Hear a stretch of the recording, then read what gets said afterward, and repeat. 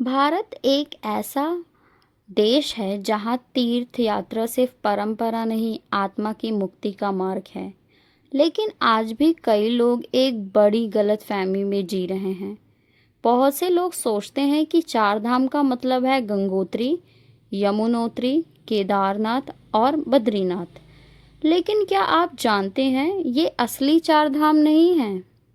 असली चार धाम कौन से हैं और आइए इनकी यात्रा जीते जी कर लेनी चाहिए।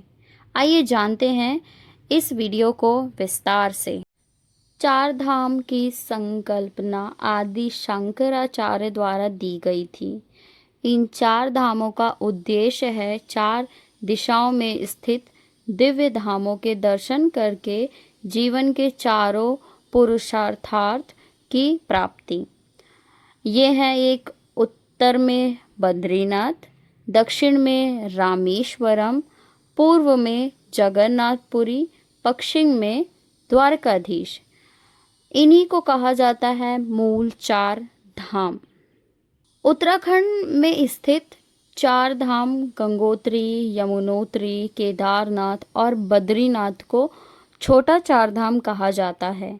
ये पर्वतीय क्षेत्र आदि श्रद्धालु के लिए सुविधाजनक और प्रसिद्ध है। लेकिन मूल चार धाम अलग हैं, जो पूरे भारत में चार कोनों में बसे हुए हैं। बहुत से लोग भ्रमित हो जाते हैं और सोचते हैं कि यही चार धाम हैं।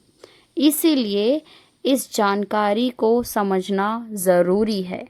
बद्रीनाथ। बद्रीनाथ उत्तर में है, विष्णु जी का निवास, जहाँ नर नारायण ने तप किया। यह मोक्ष का द्वार है। दूसरा रामेश्वरम, जो दक्षिण में है, भगवान राम ने यहाँ शिवलिंग की स्थापना की थी। यहाँ स्थान शिव राम एकता का प्रतीक है। तीसरा जगन्नाथपुरी, ये पूर्व में है, भगवान कृष्ण का निवास और रथ यात्रा का यहाँ महाप्रसाद और अन्नक्षण का अद्भुत महत्व है।